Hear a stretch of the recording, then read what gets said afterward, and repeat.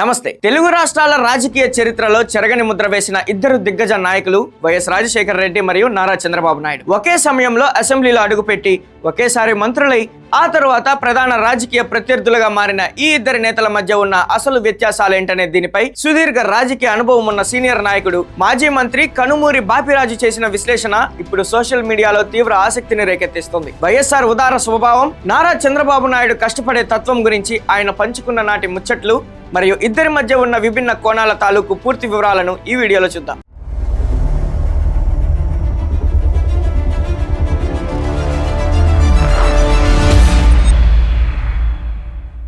నేను Prem, welcome to Khyathi connects. Andhra Pradesh రాజకీయాల్లో YS Rajasekhara Reddy, Nara Chandrababu Naidu ఇద్దరు సమకాలీనులు. ఇద్దరు ఒకేసారి శాసనసభలోకి అడుగు పెట్టడమే కాకుండా ఒకే సమయంలో మంత్రులుగా కూడా బాధ్యతలు నిర్వహించారు. ప్రారంభంలో వీళ్ళిద్దరూ మంచి మిత్రులుగా ఉన్నప్పటికీ తదనంతర పరిణామాల్లో ప్రధాన రాజకీయ ప్రత్యర్థులుగా మారారు. నారా చంద్రబాబు నాయుడు 9 ఏళ్ల ముందే ముఖ్యమంత్రి పీఠాన్ని అధిరోహించగా వైఎస్ రాజశేఖర రెడ్డి 2004వ సంవత్సరంలో తొలిసారి సీఎం అయ్యారు. రాజకీయంగా ప్రత్యర్థులుగా ఉన్నప్పటికీ వారిద్దరి మధ్య చివరి వరకు ఒక రకమైన సామరస్య వాతావరణం ఉండేదని సీనియర్ నేతల అభిప్రాయం. ఈ ఇద్దరిని అత్యంత సమీపం నుండి చూసిన నాటి సీనియర్ నాయకుడు మాజీ మంత్రి కనుమూరి బాపిరాజు ఇటీవల ఒక ఇంటర్వ్యూలో వీరిద్దరి శైలిని, వారిలోని వ్యత్యాసాలను ఆసక్తికరంగా విశదీకరించారు. వైఎస్ రాజశేఖర రెడ్డి గురించి ప్రస్తావిస్తూ ఆయన అత్యంత ఉదార స్వభావం కలిగిన వ్యక్తి అని బాపిరాజు కొనియాడారు. వైఎస్ఆర్ ను ఎవరైనా ఏదైనా సహాయం అడగడమే ఆలస్యం, వెనక ముందు ఆలోచించకుండా ఇచ్చేస్తారని చెప్పారు. నిబంధనలు లేదా పరిమితులు ఉన్నాయా లేదా అని ఆలోచించకుండా సహాయం చేయడమే ముఖ్యమని భావించేవారని తెలిపారు. అవసరమైతే హైకోర్టు లేదా సుప్రీంకోర్టులకు లేఖలు రాయడానికి కూడా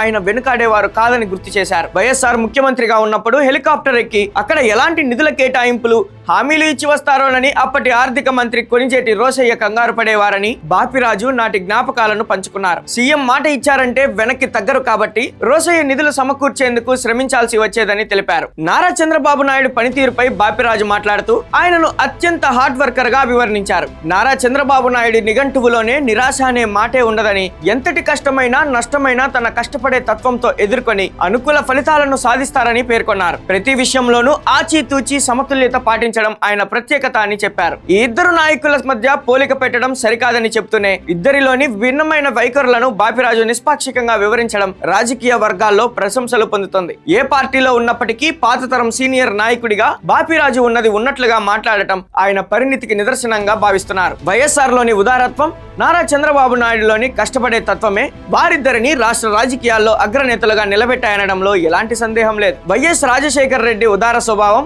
నారా చంద్రబాబు నాయుడు హార్డ్ వర్కింగ్ తత్వంపై మాజీ మంత్రి కనుమూరి బాపిరాజు చేసిన విశ్లేషణ నాటి రాజకీయ వైభవానికి, ఆ ఇద్దరి నాయకత్వ లక్షణాలకు అద్దం పడుతుంది. మరి వైఎస్ఆర్, నారా చంద్రబాబు నాయుడుల పనితీరుపై మాజీ మంత్రి కనుమూరి బాపిరాజు చేసిన వ్యాఖ్యలపై మీ అభిప్రాయం ఏంటి? మీ అమూల్యమైన ఆలోచనలను కింద కామెంట్ సెక్షన్ లో మెన్షన్ చేయండి. మరిన్ని లేటెస్ట్ అప్డేట్స్ తో మళ్ళీ కలుద్దాం. కీప్ వాచింగ్ ఖ్యాతి కనెక్ట్స్.